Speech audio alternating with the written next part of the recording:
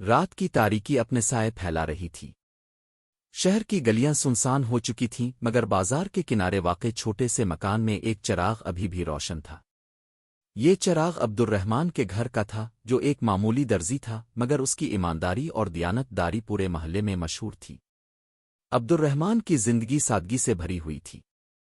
اس کی روزانہ کی آمدنی محدود تھی، لیکن اس کے دل میں ایک ایسی دولت تھی جو ہر کسی کو نصیب نہیں ہوتی: دوسروں کی مدد کرنے کا جذبہ۔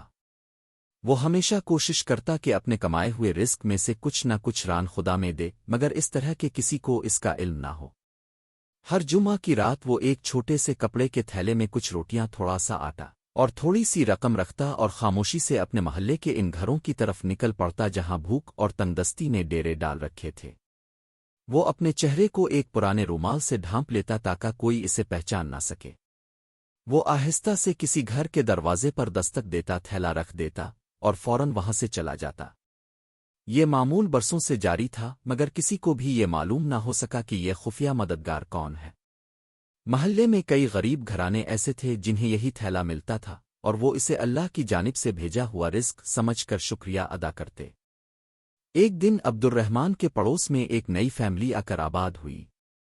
یہ ایک بیوہ اور اس کے 2 چھوٹے بچے تھے۔ لوگوں کا کہنا تھا کہ اس کا شوہر کسی حادثے میں چل بسا تھا اور اب وہ بے سہارا تھی۔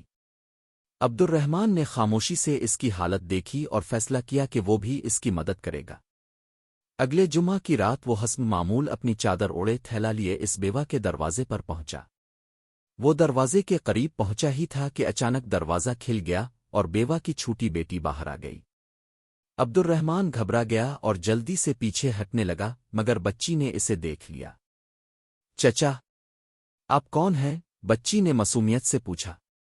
عبد الرحمن چند لمحے خاموش رہا، پھر آہستہ سے بولا، بیٹی میں تو بس ایک مسافر ہوں جو تمہارے لیے کچھ چھوڑنے آیا تھا۔ بچی حیرانی سے بولی، آپ ہر ہفتے آتے ہیں؟ امی کہتی ہیں کہ اللہ کسی فرشتے کو بھیجتا ہے جو ہمیں کھانا دے جاتا ہے۔ کیا آپ وہ فرشتہ ہے؟ عبد الرحمن کی آنکھوں میں آنسو آ گئے، مگر اس نے خود کو سنبھالا۔ بیٹی، فرشتے تو نہیں، مگر اللہ کسی نہ کسی کو وسیلہ بنا دیتا ہے، یہ کہہ کر اس نے تھیلا دروازے کے قریب رکھا اور جلدی سے چلا گیا۔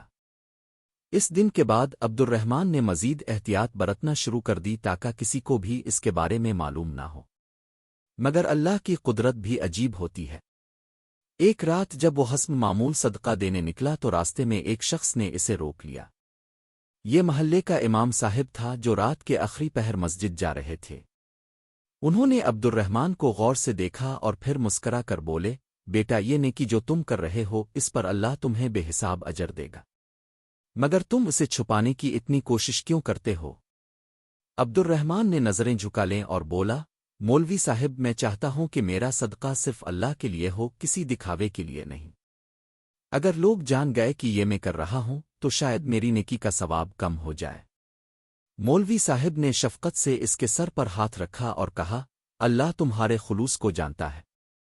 یاد رکھو، جو نیکی چھپا کر کی جاتی ہے اس کا ثواب کئی گنا زیادہ ہوتا ہے، لیکن بعض اوقات لوگوں کو یہ بتانا بھی ضروری ہو جاتا ہے تاکہ وہ بھی ایسی نیکی کرنے کی ترغیب حاصل کریں۔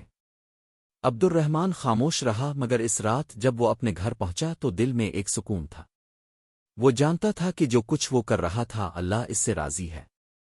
مہینے سال گزرتے گئے اور عبد الرحمن کا معمول جاری رہا، مگر ایک دن وہ بیمار پڑ گیا۔ اتنی شدید بیماری کہ وہ بستر سے بھی نہ اٹھ سکا۔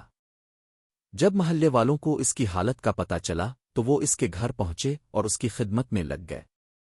اسی دوران وہی بیوہ عورت جس کے دروازے پر وہ تھیلا چھوڑتا تھا اس کے پاس آئی۔ اس کے ہاتھ میں ایک تھیلا تھا، ویسا ہی تھیلا جو عبد الرحمن ہر ہفتے چھوڑا کرتا تھا۔ بھائی، آج یہ آپ کے لیے ہے، بیوہ نے کہا۔ ہم پر جب مشکل وقت آیا تو کوئی خاموش مددگار تھا جو ہمیں سہارا دیتا رہا۔ آج اللہ نے ہمیں اتنا دیا ہے کہ ہم بھی کسی کی مدد کر سکیں۔ عبد الرحمن کی آنکھیں نم ہو گئیں۔ وہ سمجھ چکا تھا کہ نیکی کبھی ضائع نہیں جاتی۔ جو ہاتھ دوسروں کے لیے اٹھتے ہیں اللہ انہیں کبھی خالی نہیں چھوڑتا۔ چند دن بعد عبد الرحمن کا انتقال ہو گیا، مگر اس کی نیکیوں کی روشنی محلے میں باقی رہی۔ لوگوں نے اس کے نقش قدم پر چلتے ہوئے غریبوں کی مدد کرنا شروع کر دی۔ اب ہر جمعہ کی رات کئی گھرانوں میں خفیہ صدقہ تقسیم ہوتا مگر دینے والا کون تھا کسی کو معلوم نہ تھا۔ یہی اللہ کے خالص بندوں کی پہچان ہے۔